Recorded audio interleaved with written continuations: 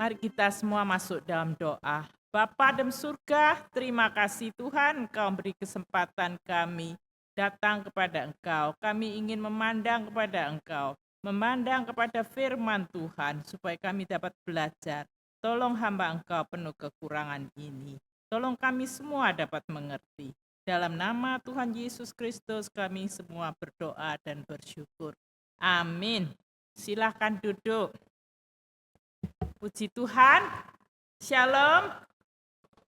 Puji Tuhan, hari ini kesempatan untuk sekali lagi merenungkan sebagian firman Tuhan. Kita hari ini sampai ke Yesaya pasal 33. Minggu yang lalu kita belajar 33 ayat 1 sampai dengan 9. Hari ini 33 ayat 10 sampai dengan ayat 24. Supaya ada sambungannya sedikit, saya akan mengulang sedikit aja apa yang sudah dipelajari minggu yang lalu. Kita belajar minggu yang lalu dari 33 ayat 1 sampai dengan 10, yaitu tentang apa yang kita tabur, itulah yang kita tuai. Kita menabur yang baik, kita akan mendapatkan yang baik. Kita menaburkan yang jahat, akan menuai yang jahat. Selain itu kita belajar, kita perlu menanti-nantikan Tuhan. Orang yang menanti-menantikan Tuhan itu akan mendapat kekuatan dari Tuhan, akan mendapatkan kekuatan seperti Raja Wali bisa terbang tinggi. Kita juga belajar, kita mempunyai dasar kehidupan, yaitu dari Tuhan Yesus Kristus. Dasar kehidupan kita yaitu kita berdasarkan kepada Tuhan. Nah, sekarang kita ini juga mau belajar tentang pasal yang 33 juga, tapi ayat yang ke-10 sampai dengan ayat yang ke-24. Ini di ayat 10 sampai 24 ini kita dibagi menjadi ayat 10 sampai 16, lalu 17 sampai dengan 14. 10 sampai 16 yaitu Tuhan memberi peringatan kepada musuh-musuhnya. 17 sampai 24 yaitu masa depan yang jaya. Kita sekarang melihat di ayat 10 sampai 16 dulu. Ini dibagi menjadi dua bagian, yaitu ayat 10 sampai 13 menjelaskan tentang ucapan dari Allah, dan ayat 14 sampai 16 hari depan orang berdosa dan hari depan orang yang benar. Kalau kita sekarang perhatikan ayat 10, Yesaya 33 ayat 10, demikian bunyinya. Sekarang aku akan bangkit, firman Tuhan. Sekarang aku akan meninggikan diriku. Sekarang aku akan ditinggikan. Coba perhatikan di ayat yang ke-10 ini yang saya beri warna merah, semuanya dimulai dengan barisnya, dimulai dengan sekarang. Berarti ini siapa yang berkatakan? Firman Tuhan. Tuhan mau menekankan sekarang ini, sekarang inilah dia Tuhan yang berbicara. Apa? Kalau diperhatikan semua dimulai juga dengan aku akan, aku akan, aku akan. Jadi aku akan apa? Di baris pertama aku akan bangkit. Yang baris kedua aku akan meninggikan diri. Dan baris ketiga aku akan ditinggikan. Menunjukkan bahwa Tuhan yang berbicara ini, dia ini akan bangkit, dia akan menunjukkan kekuasaannya. Kita diminta untuk memperhatikan, dan Tuhan ini akan meninggikan dirinya sendiri, bukan menjadi sombong, tetapi Tuhan ini akan meninggikan. Dia inilah yang patut disembah, dia inilah patut yang kita puji. Menunjukkan kuasa Allah yang maha tinggi dan kuasa Allah yang maha besar.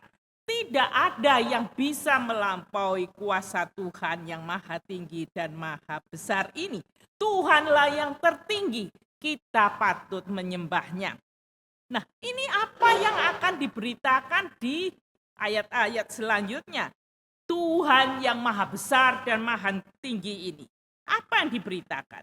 Di ayat 11, kamu mengandung rumput kering dan melahirkan jerami. Amarahmu adalah api yang memakan dirimu sendiri. Di sini nih orang biasanya mengandung anak, melahirkan anak, tapi Tuhan ini berbicara dengan katanya, kamu mengandung rumput kering, melahirkan jerami. Loh, rumput kering jerami itu kalau kita tahu orang yang bertani, rumput kering jerami ini ya sudah tidak ada gunanya. Ini bisa cepat dibakar, bisa terbakar dan hilang. Itu ada gambarannya itu yang terbakar. Di sini amarahmu adalah api yang memakan dirimu sendiri. Jadi di sini ada hubungan dengan rumput kering dan jerami ini. Jerami ini akan bisa seperti orang yang amarahnya memakan dirinya sendiri. Lah kamu ini siapa? Yang dikatakan kamu, rumput kering dan jerami. Lah ini siapa kita akan melihat nanti di ayat selanjutnya, tapi kita melihat dulu apa yang Tuhan katakan di sini ini. Amarahmu adalah api yang memakan dirimu sendiri. Saya di situ tunjukkan ada foto orang marah. Ini apa? Biasanya orang marah bisa dengan gambaran tentang lidah. Yakobus pasal 3 ayat 16, ayat 6, lidah pun adalah api. Tadi sudah lihat itu adalah api yang mematikan. Lidah pun adalah api. Lidah merupakan suatu dunia kejahatan di antara anggota-anggota tubuh kita. Sesuatu yang dapat menodai seluruh tubuh dan membakar roda kehidupan kita. Sedangkan lidah itu sendiri dibakar oleh api neraka. Ini di Yakobus menunjukkan kuasa lidah ini ada bahayanya. Kita semua diberi lidah oleh Tuhan. Kalau nggak dijaga baik-baik di sini ini, fungsinya bisa seperti api. Api yang membakar. Di sini dikatakan merupakan suatu dunia kejahatan di antara tubuh kita kalau kita ini nggak mengendalikan lidah kita. Bisa menodai, jadi merusak tubuh kita ini. Membakar roda kehidupan kita. Jadi roda kehidupan kita seharusnya baik, tapi lidah yang tidak dikendalikan bisa merusak kehidupan kita. Dengan lidah, kita ini bisa sendiri, itu sendiri dibakar oleh api neraka. Yang membakar ini lidah kita, ini api neraka. Jadi bukan api yang baik, tapi lidah bisa membakar dengan sesuatu yang enggak baik. Nah, apa yang enggak baik kalau lidah ini ngomong sembarangan? Kalau lidah ini ngomong sesuatu yang menyakiti diri kita dan menyakiti orang lain, dan membakar hubungan kita dengan Tuhan, membakar hubungan kita dengan sesama, dan ini membakar ini juga api neraka. Diumpama seperti itu, jadi tidak baik. Efesus pasal 4 ayat 26 dan 27 mengatakan, apabila kamu marah, janganlah kamu berbuat dosa. Janganlah matahari terbenam sebelum padam kemarahanmu. Dan janganlah beri kesempatan kepada iblis. Nah, ini seringkali orang yang kalau marah lidahnya ini seringkali enggak terkendali. Sehingga bisa berbuat dosa. Lidahnya ini dipakai untuk berbuat dosa. Jadi firman Tuhan mengatakan sebelum matahari terbenam, jadi jangan lama-lama sebelum matahari terbenam, janganlah ini kita ini terus-teruskan. Ya selesai, sudah jangan. Kalau kita ini meneruskan, dikatakan memberi kesempatan kepada iblis. Jadi kemarahan ini Tuhan mengatakan, kita kalau tidak bisa menguasai diri, itu memberi kesempatan kepada si iblis. Kalau kita dikendalikan oleh si iblis, ya ujungnya kemana? Kita tahu sendiri, ke api neraka. Itu bisa fatal. Tentu kita masih ingat di Kejadian waktu Kain dan Habel. Di situ itu tidak bisa mengendalikan diri, si Kain marah dengan Habel karena apa? Persembahannya Kain ini nggak diterima oleh Tuhan, tapi Habel diterima, merasa iri. Nah, Tuhan sudah mengatakan di ayat 6, dikatakan, firman Tuhan pada Kain, mengapa hatimu panas dan mukamu muram? Bukankah wajahmu akan berseri-seri jika kamu berbuat baik? Namun jika engkau tidak berbuat baik, dosa sudah mengintai di depan pintu, hasratnya tertuju kepadamu, tetapi engkau harus berpuasa atasnya. Jadi kemarahan, firman Tuhan mengatakan bisa membuat kita dikendalikan oleh dosa. Dikatakan di sini, dosa sudah mengintai, sudah di situ depan pintu itu sudah lihat-lihat di situ itu. Mau apa supaya dikuasai oleh iri hati, kemarahannya dan lain sebagainya. Nah, ini suruh hati-hati, tapi Kain tidak bisa mengendalikan diri, dia membunuh Habel karena kemarahannya, maka Tuhan mengutuk dia dan mengutuk juga tanah di mana dia ada. Jadi dengan kata lain, penggunaan lidah kita ini bisa seperti api yang bisa membakar, yang bisa menjadi dunianya kita ini dikatakan api neraka. Nah, sekarang kita melihat di ayat 12. Masih ada hubungannya dengan api. Ayat 12, bangsa-bangsa akan dibakar menjadi kapur dan akan dibakar dalam api seperti potongan semak duri. Nah, ini tadi ada hubungannya lagi. Ya, ini jerami tadi itu yang kering ya. Ini juga rumput yang kering dibakar. Ini juga dikiti bangsa ini akan dibakar menjadi seperti kapur. Jadi habis jadi seperti yaitu ya kapur situ. Lalu dibakar api seperti sepotong semak duri, habis semua.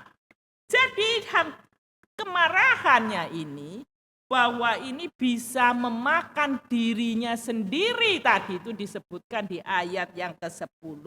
Hati-hati, bangsa-bangsa akan dihabisi Tuhan, berhubungan dengan amarahmu akan memakan dirimu sendiri. Kalau nggak hati-hati, akhirnya terbakar sendiri. Itu. Di ayat 13, hai orang-orang jauh, dengarlah apa yang telah kulakukan. Hai orang-orang dekat, ketahuilah keperkasaanku. Lah ini tadi di ayat 10, kita di situ di ayatnya sebelumnya kita lihat, di sana disebut di ayat 11, kamu mengandung rumput kering dan melahirkan jerami, amarahmu adalah api memakan dirimu sendiri. Kamu itu siapa? Dijawab di ayat 13 ini. Kamu itu siapa? Yaitu orang-orang yang jauh dan orang-orang yang dekat, yang saya beli warna merah. Jadi kamu di sini ini adalah orang-orang secara umum. Yang letaknya jauh, yang letaknya dekat, berarti orang secara umum. Ini semuanya diberi peringatan oleh Tuhan. Janganlah kamu ini dibakar oleh amarahmu sendiri. Kamu marah-marah akhirnya membakar dirimu sendiri. Hati-hati. Di sini dikatakan oleh ayat 13, dengarlah apa yang telah kulakukan, ketahuilah keperkasaanku. Jadi di sini kita melihat kontras dari Tuhan yang Maha Kuasa. Dengarkanlah, ketahuilah keperkasaan Tuhan itu perkasa. Tuhan itu sangat Maha Kuasa. Dikontraskan dengan siapa? Manusia ini yang begitu lemah, seperti rumput kering, seperti jerami kering. Loh, inilah. Jadi kita ini disuruh hati-hati. Tuhan Maha Kuasa, Tuhan bisa melakukan apa saja menurut kehendaknya. Kita ini diumpamakan, orang-orang ini diumpamakan seperti apa? Orang jauh dan dekat seperti jerami kering, seperti rumput kering. Nah, Tuhan yang Maha Kuasa bisa menghabisi orang-orang ini seperti kapur dan dihabisi terbakar habis seperti semak berduri.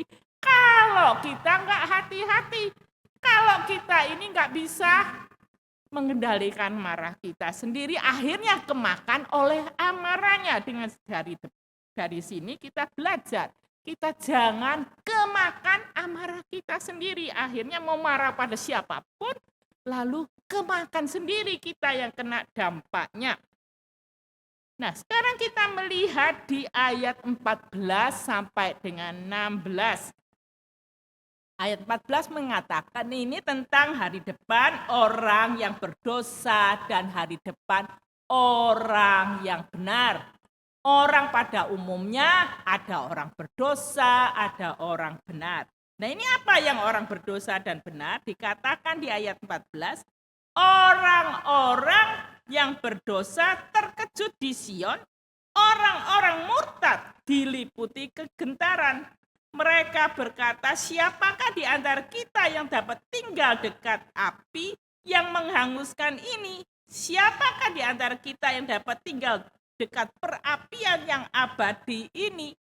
Jadi orang yang berdosa dan disebutkan juga orang murtad ini terkejut dan juga ini sama artinya seperti mereka itu terkejut kegentaran, yaitu mereka begitu menakutkan. Jadi siapa ini yang antaranya dapat tinggal dekat api? Ini sekarang kita dari tadi lihat tentang yang dibicarakan tentang api. Api ini yang tadi itu api kemarahan, api neraka, dan api di sini dekat api yang bisa menghanguskan. Api yang menghanguskan ini api yang abadi juga. Jadi orang-orang pada umumnya, orang dekat dan orang yang jauh, yaitu orang pada umumnya, ini ada orang berdosa dan ada orang yang benar. Keadaannya ini adalah ini seperti kalau kita ini manusia, ini kita ini di hadapan Tuhan, ini ada siapa menurut apa adanya. Ada orang berdosa, ada orang benar juga. Nah, kita di sini ini, kita tidak bisa melihat Tuhan. Kalau kita manusia melihat Tuhan itu adalah dikatakan akan mati. Seperti Musa zamannya dia ini berbicara pada Tuhan. Waktu berbicara pada Tuhan suatu hari dia minta ingin melihat wajah Tuhan. Tuhan mengatakan, tidak boleh kamu melihat wajahku, tidak dapat kalau kamu melihat wajahku. Manusia melihat wajah Tuhan tidak bisa tetap hidup. Jadi orang berdosa dan orang murtad itu ini dibandingkan dengan orang yang hidup dalam kebenaran di sini. Tadi disebutkan orang benar, orang berdosa. Nah, ini ada hubungannya dengan api yang menghanguskan. Di sini di ayat 15 disebutkan tentang orang yang hidup dalam kebenaran, yang hidup dalam kehadirat Tuhan. Di sini yang saya berikan, orang yang dalam kebenaran itu apa? Orang yang hidup dalam kebenaran, di situ saya kasih nomor 1, 2, 3 itu beberapa karakteristik orang yang hidup dalam kebenaran. Yang itu apa? Orang yang hidup dalam kebenaran, orang yang bicaranya jujur, nomor 2, yang 3 yang menolak laba hasil pemerasan, yang mengebaskan tangannya supaya tidak menerima suap, yang menutup telinganya supaya jangan mendengarkan rencana penumpahan darah, yang menutup matanya supaya jangan melihat kejahatan. Lah ini adalah disebutkan orang yang hidup dalam kebenaran, orang yang hidup dalam hadirat Tuhan. Kalau pertanyaan di ayat di sini, Siapakah yang hidup di antara kita dapat tinggal dekat dengan api yang menghanguskan ini? Siapa yang di antara kita dapat tinggal dengan api yang abadi? Ini adalah orang-orang yang hidup di dekat api tapi tidak terbakar. Ini berarti kita ini yang orang yang hidup benar, nomor satu. Nomor dua, bicaranya jujur, nggak mencela-mencela, selalu yang benar, dan tidak mau ikut campur dengan orang yang memeras orang lain. Dia ini ada hasil labanya, kita dibagi-bagi, kita nggak mau. Dan mengebaskan tangannya, kita nggak mau ikut campur. Kalau dikasih suap, kita nggak mau. Gitu.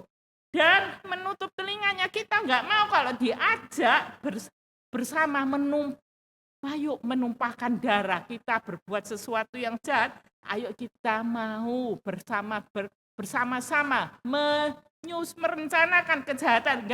Kita nggak mau itu juga. Menutup matanya, jangan melihat kejahatan, janganlah melihat jalan-jalan yang jahat, kita mau ikut campur. Nah inilah yang ada 6 karakteristik orang itu yang dapat tinggal di hadirat Tuhan. Maksudnya dia ini bisa tetap bersama Tuhan meskipun itu ada api tidak akan terbakar. Dan dia ini sekar kenapa? Di ayat 16, dia itu seperti orang yang tinggal aman di tempat-tempat tinggi, bentengnya kubu-kubu di atas bukit batu, rotinya selalu tersedia, air minumnya terjamin. Jadi, kenapa aman? Karena dikatakan tempatnya di tempat tinggi, yang ditinggal aman. Tuhan ini memberikan tempat yang orang takut pada Tuhan, jalannya benar, jujur, tidak mau memeras orang lain untuk dapat laba, tidak mau menerima suap, tidak juga telinganya ini mau merencanakan penumpasan dan menutup matanya untuk mau melihat kejahatan, berbuat jahat, tidak mau. Ini apa? Diberi berkat oleh Tuhan di ayat 16. Berkatnya apa? Tempatnya itu di tempat tinggi yang aman. Ada benteng-bentengnya, digambarkannya di Tuhan membentengi dengan kubu di atas batu. Dan sudah dibentengi sama Tuhan, dikasih makan, ada rotinya, ada minumnya, terjamin keadaan yang luar biasa, berkat daripada Tuhan yang mau hidup benar dengan 6 tadi yang saya katakan. Tuhan Yesus sudah mengorbankan dirinya untuk kita di atas kayu salib, kita baru memperingati Jumat Agung. Tuhan, darah Tuhan dicucurkan di kayu salib, bisa menebus dosa kita, sehingga kita bisa datang ke hadirat Tuhan Kristus, dibenarkan menurut Tuhan. Nah, kita di sini kalau mau datang kepada Tuhan, diberi kebenaran oleh Yesus Kristus. Kita bisa diberi tempat yang aman, dan di tempat itu digambarkan bukan hanya aman, tapi juga ada cukup makan dan minum. Dan gambarannya yang disebutkan keselamatan manusia itu di Yesaya 33 ayat 17 sampai 24. Ini masa depan yang jaya yang diberikan oleh Tuhan. Matamu akan memandang raja dalam semaraknya, akan melihat negeri yang terbentang jauh. Hatimu akan mengingat kengerian yang sudah-sudah, di manakah juru hitung, di manakah juru timbang, dan di manakah orang yang menghitung menara-menara. Kemungkinan besar dulu mengalami bangsa-bangsa ini, dulu ini mengalami hal-hal yang dialami yang mengerikan. Nah di situ dulu mengerikan, tapi itu sekarang itu hanya itu masa lalu. Dan sekarang ini kemungkinan melihat masanya waktu mereka ini diserang oleh Raja Asyur, Sanherib. Kemungkinan mereka mengalami hal-hal yang tidak menyenangkan. Nah tapi sekarang ini nggak usah bingung sama itu, mereka sudah tidak ada Tidak lagi akan kau lihat bangsa yang biadab itu, ayat 19. Itu bangsa yang membuat banyak kacau balau. Tidak akan kau lihat lagi yang badang biadab itu, bangsa yang ucapannya samar, tidak terpadami, dan bicaranya gagap, tidak dapat dimengerti.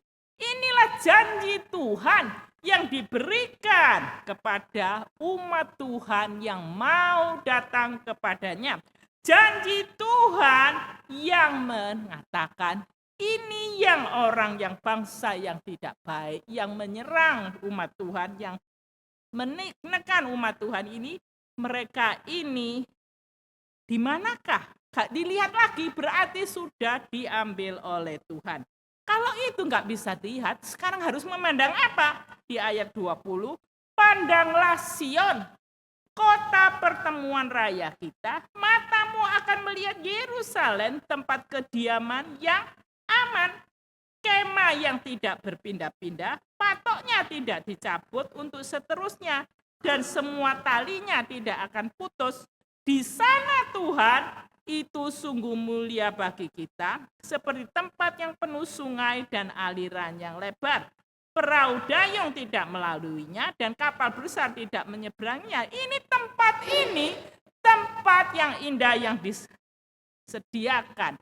Pandanglah yang di depan, yaitu tempat Tuhan memberikan pada kita. Pandanglah Sion, di sini ada berkat. Tuhan memberikan tempat yang aman dan kemahnya nggak berpindah, nggak usah pindah ke sana kemari. Ini adalah tempat yang disediakan oleh Tuhan dan jaga ini kemah kan itu kalau dipandangi di sana sini dipatok bahan pindah-pindah. Enggak, ini tempat yang kekal bersama Tuhan. Di sana itu Tuhan sungguh mulia. Dan juga tempat penuh sungai dan aliran yang lebar. Jadi tempat yang indah dan cukup untuk makan minuman. Di situ kita nggak usah bingung tentang ada perahu dan juga ada kapal besar untuk ekonomi kehidupan kita. Nggak perlu itu lagi. Karena kemuliaan Tuhan bersama kita. Nah, di situ Tuhan memberikan kepada kita karena apa? Yaitu di ayat 22. Sebab Tuhanlah hakim kita, Tuhanlah panglima kita, Tuhanlah raja kita, Dia yang menyelamatkan kita. Selama kita mempunyai Tuhan sebagai hakim, Dialah yang akan menuntun kita pada jalan yang adil.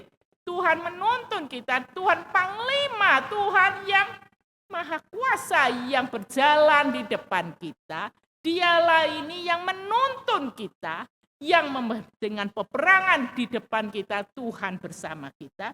Dan Raja, dialah yang bertakhta dalam hidup kita dan Raja kita, dialah yang akan menyelamatkan kita. Jadi kalau kita mempunyai Tuhan yang maha besar itu sebagai hakim dan panglima dan Raja kita, kita ini memiliki penyelamat yang luar biasa.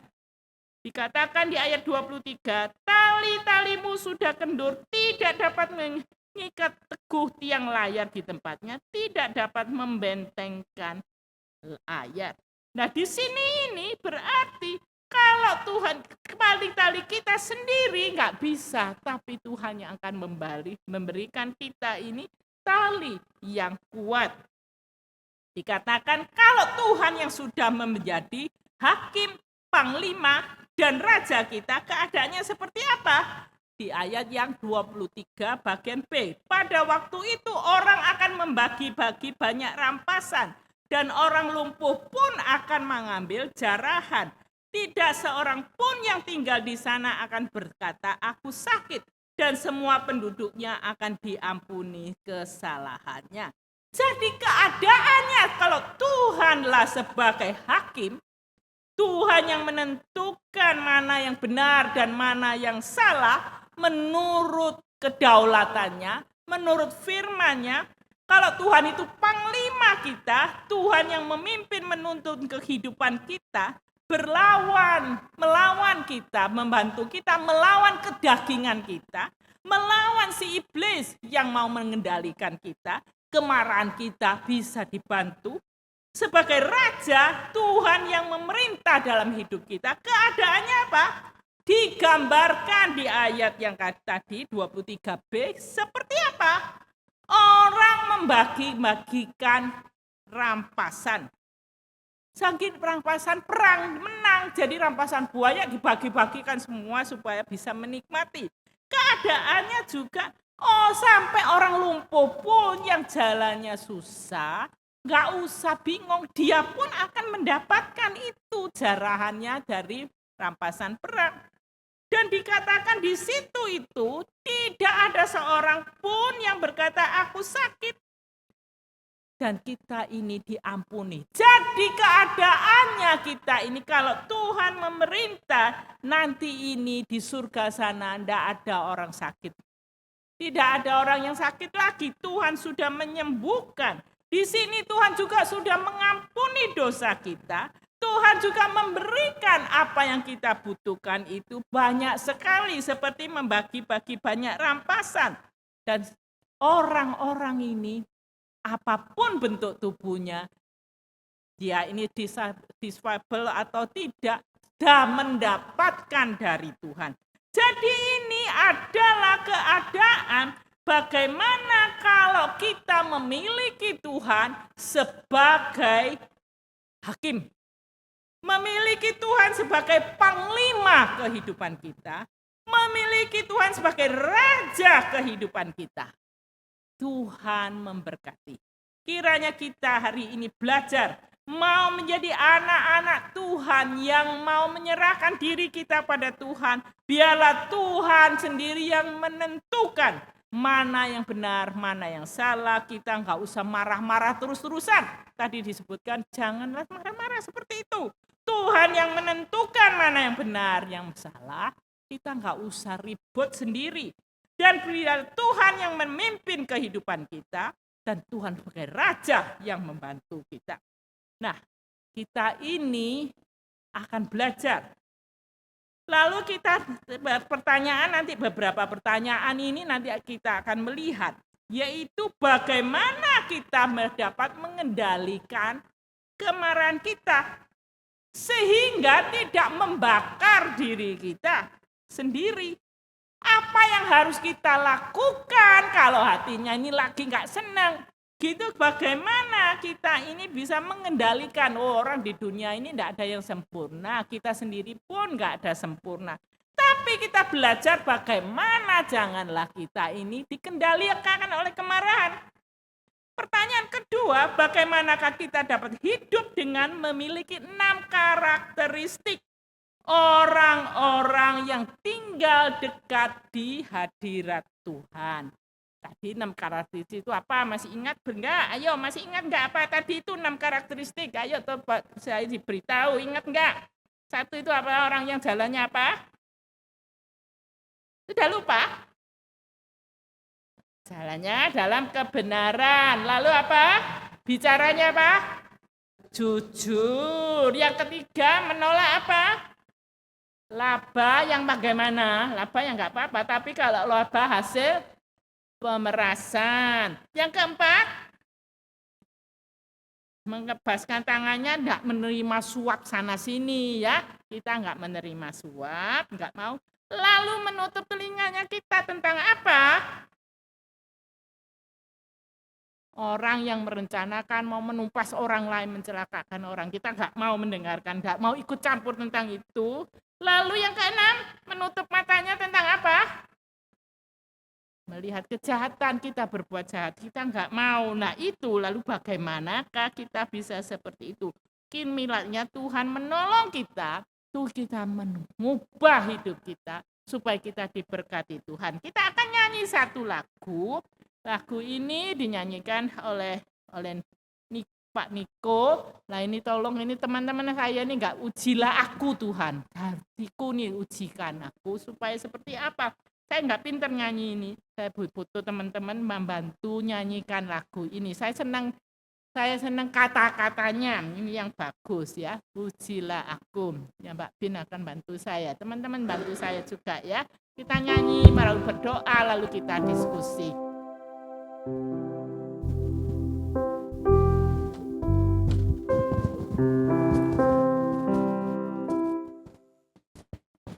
Kita diminta pandang Tuhan, tertuju pada Tuhan.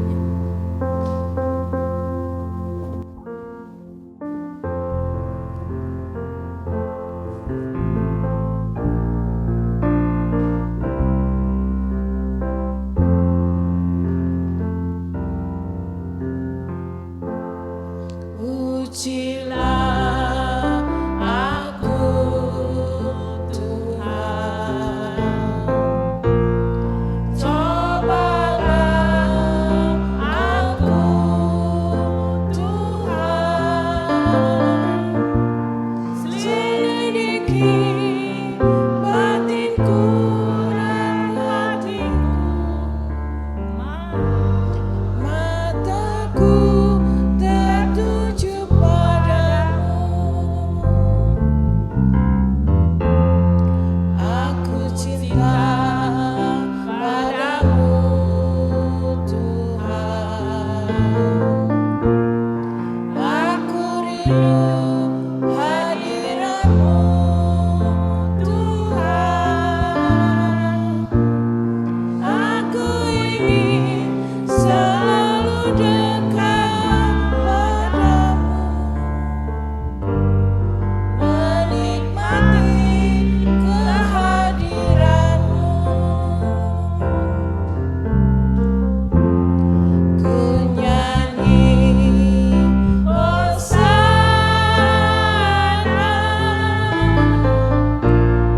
bagi Rajaku yang duduk di tahta.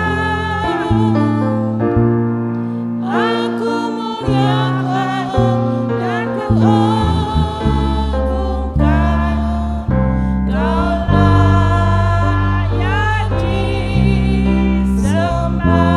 Mari kita nyanyi lagi sebagai doa kita.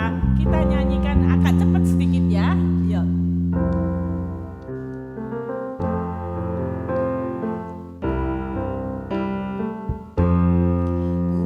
Ujilah aku Tuhan,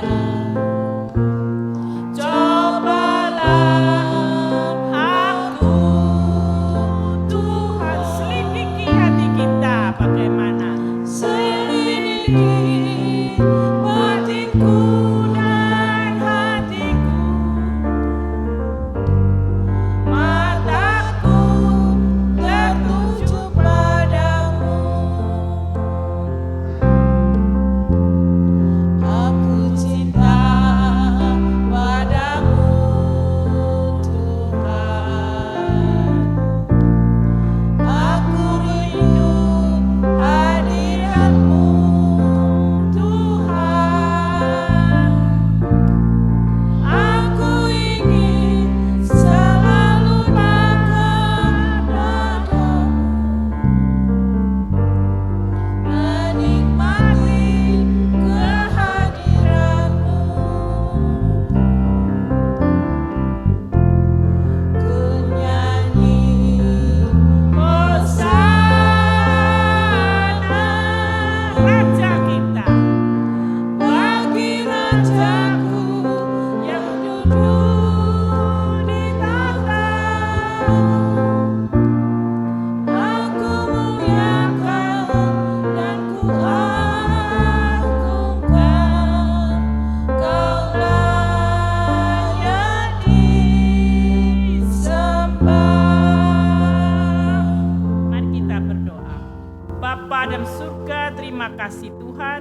Engkaulah Raja kami semua. Engkaulah panglima kehidupan kami. Engkaulah hakim dalam kehidupan kami.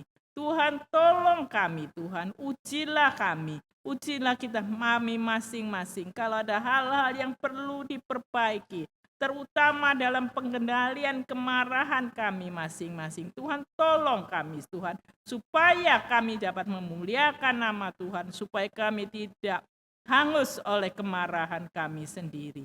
Tolong Tuhan supaya kami dapat memuliakan nama Engkau di mana saja kami berada, baik di dalam keluarga, baik di dalam masyarakat, baik di mana saja kami berada, kami dapat memuliakan nama Tuhan. Terima kasih Tuhan, berkati kami semua di dalam sebentar lagi mau diskusi, Tuhan membantu. Demi nama Yesus Kristus doa syukur. Amin.